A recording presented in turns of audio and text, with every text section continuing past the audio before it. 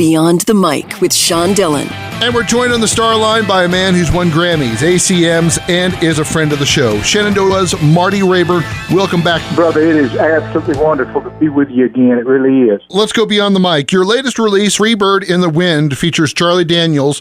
It's a tribute to Leonard Skinner fallen band members. How did this song come together? Well, actually, a buddy of mine, Scott Ennis, he does the voice of Scooby-Doo. He and I have been really good friends for a long time, and he called me one day, and he said, would you mind if I sent you something? And I said, I don't mind at all. And he goes, man, I know you loved Skinner. We talked about it a whole bunch. And I said, yeah, I did. See, I actually grew up on the west side of Jacksonville.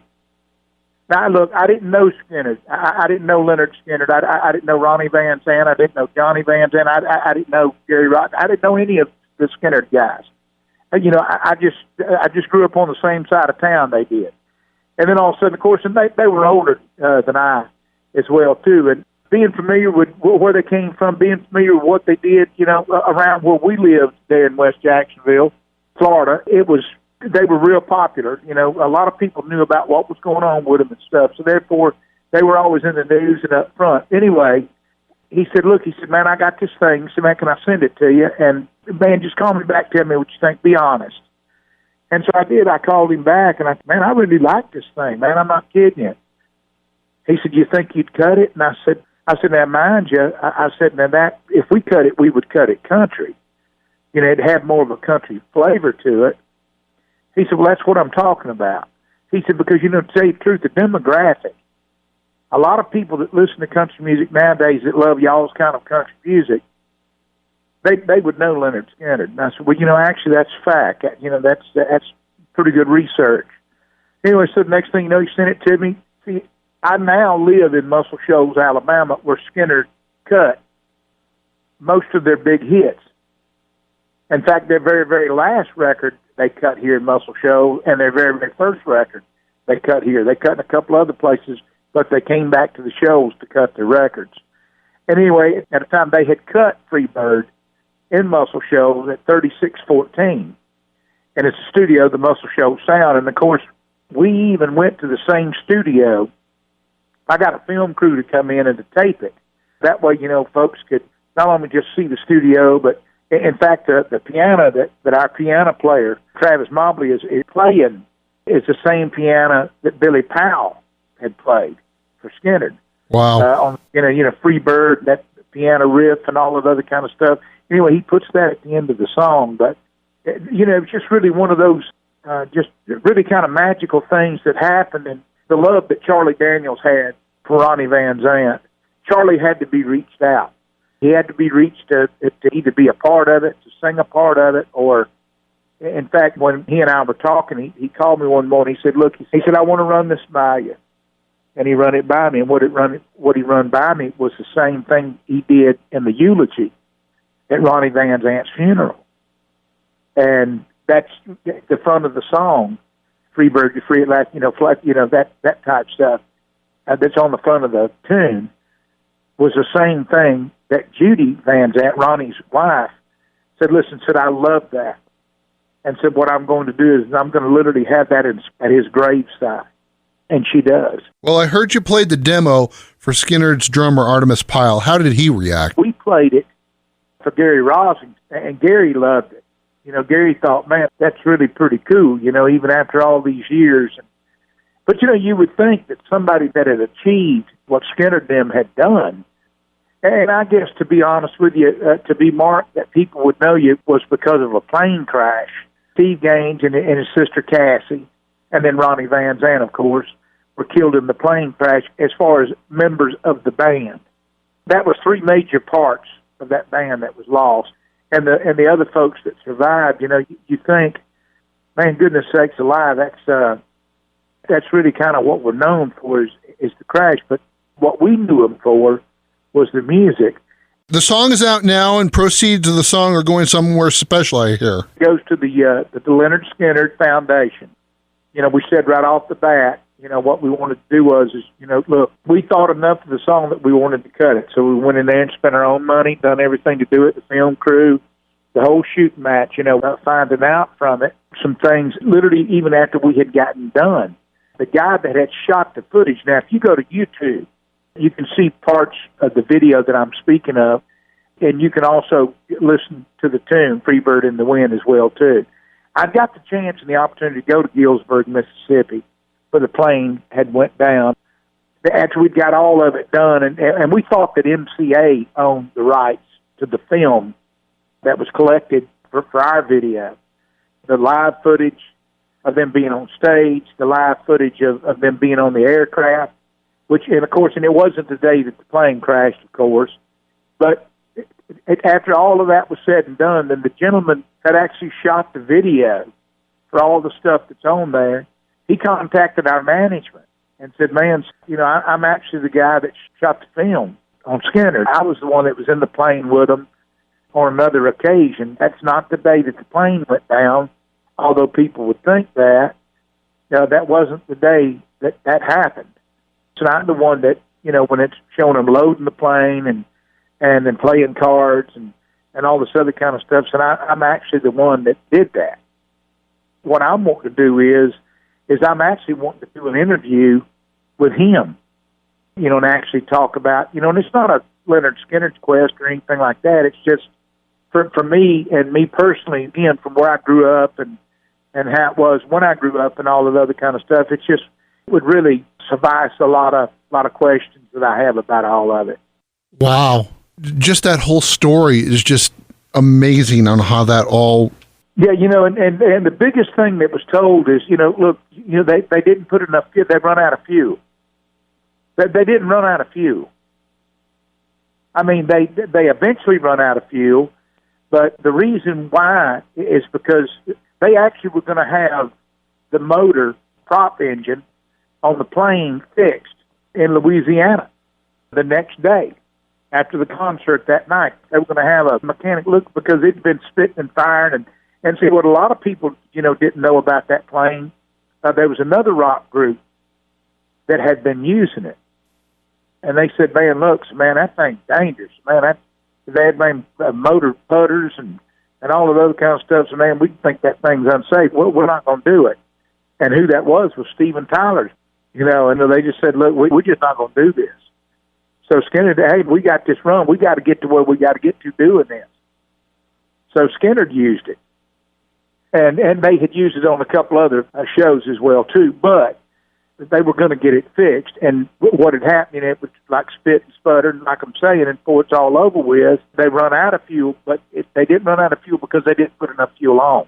Mm-hmm. That wasn't the problem. You said you grew up in the same area. Did you ever have time to talk or friends with Ronnie Van Zant? No, like I'm saying, I never had the opportunity of ever meeting him at all. In fact, I seen Billy Powell about 2 or 3 weeks after the crash, because where we lived, Skinner had been up and making it running, pretty hot and heavy and that kind of stuff. And in between the time lapse, we had moved out to a place in Green Cove Springs, Florida, in Clay County.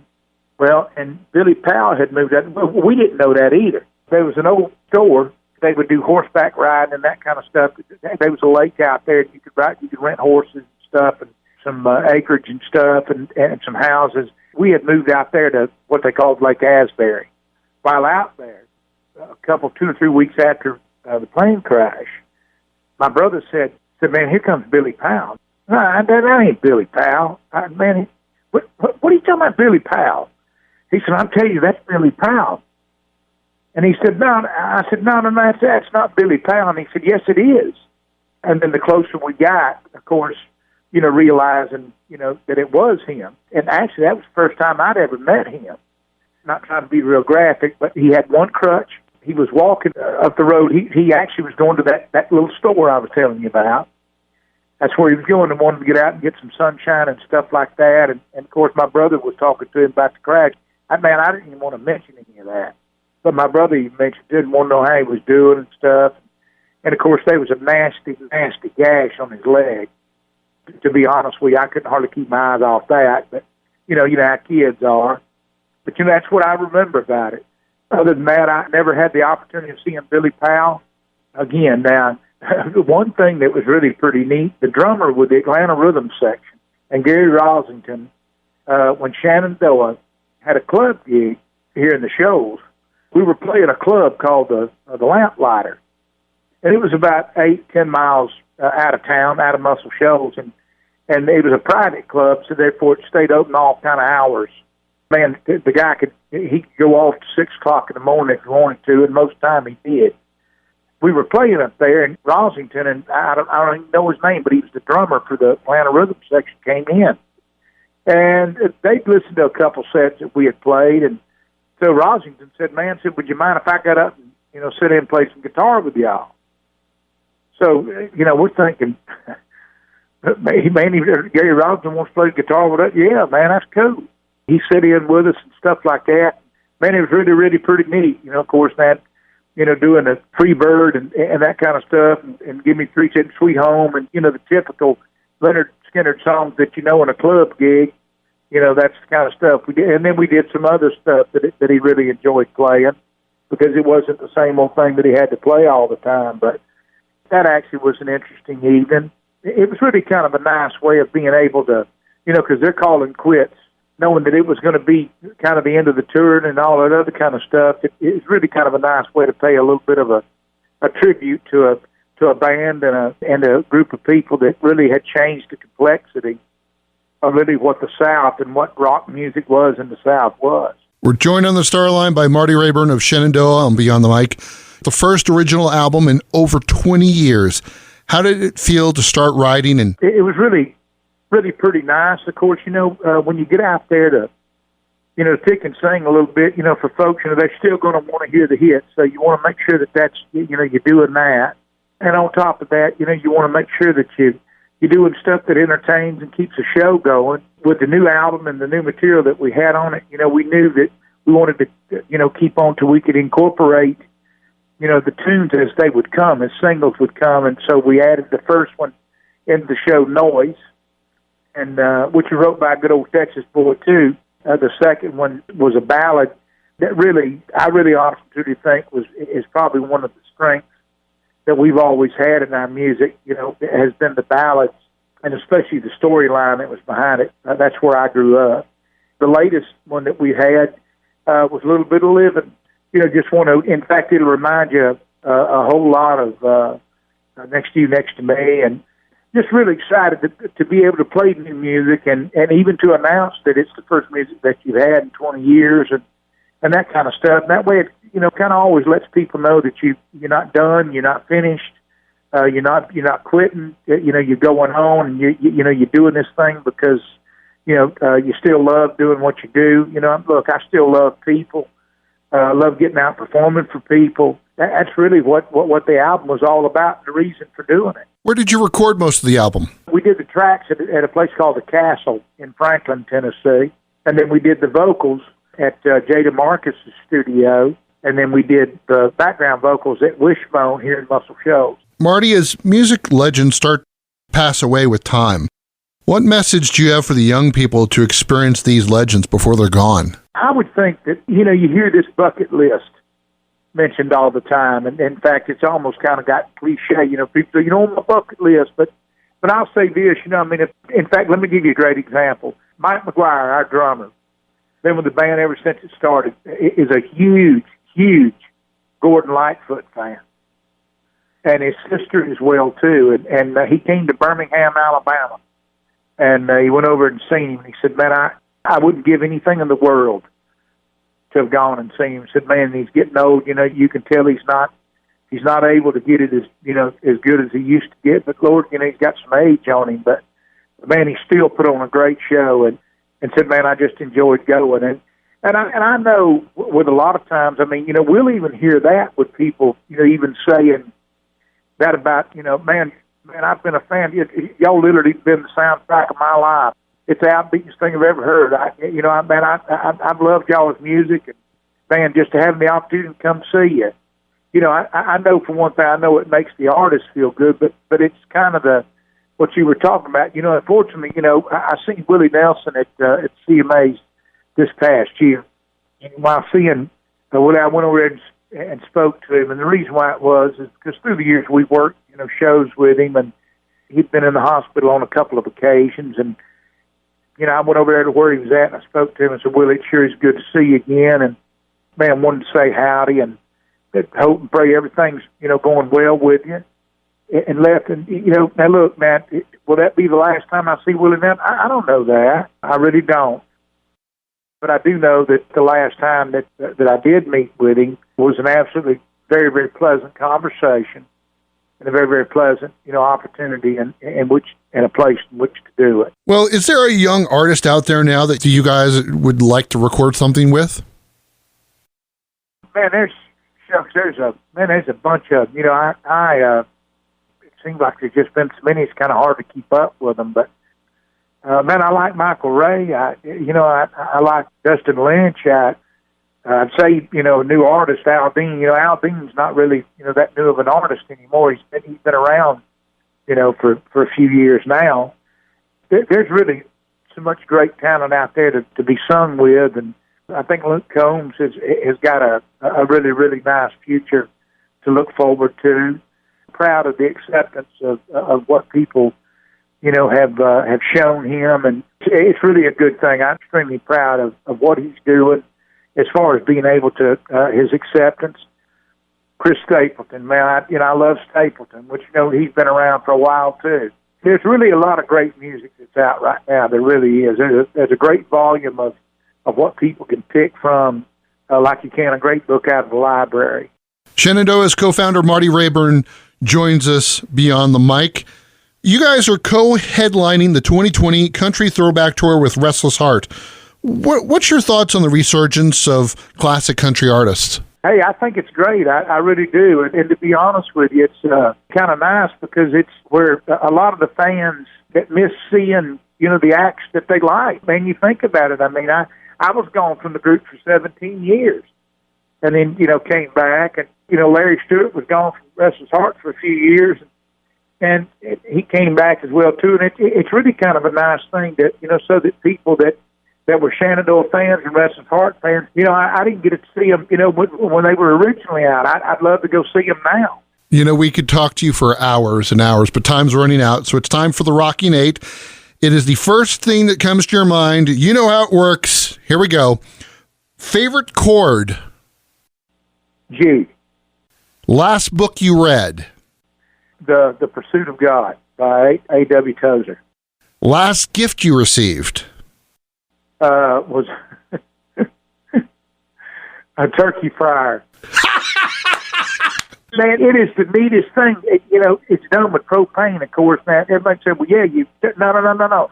You don't dip the turkey down you dip it down into a basket, of course, but it's got a flame, and that's the LP. It actually just keeps shooting the flame to it. I'm telling you, it makes the most delicious and the most juicy turkey that you've ever eaten. You can do chicken that way, and you can also do if you want to do a rump roast, if you're going to do barbecue. Somebody said, man, Lord God, I'm from Texas. You can't do barbecue that way. Well, in the state of Alabama, you can. Now, I haven't done it yet, and I probably will. But, yeah, I mean, you can do chicken.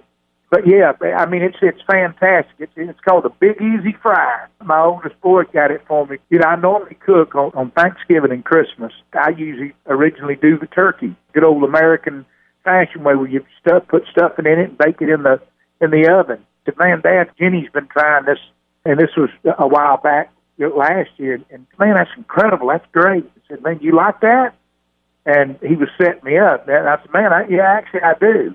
So then I actually was going to buy one, and of course, Mama said, look, let's don't get one of them. Let's just keep making the turkeys the way we're making the turkeys. Don't get one of them. And what it was is because he told you, look, make sure Daddy don't get one of them fryers. And I got that for Christmas. Apple, pumpkin, or pecan? Pumpkin. Favorite sports team? The Green Bay Packers. Artist you idolized growing up? Can I have two? Sure, we'll have to. Haggard and Jones. Okay, we talked about the bucket list earlier. What's the one thing that you still want to do but still haven't made the time to do yet? Can I have two here? Sure. I would like for us to play Carnegie Hall in New York to a sold-out house.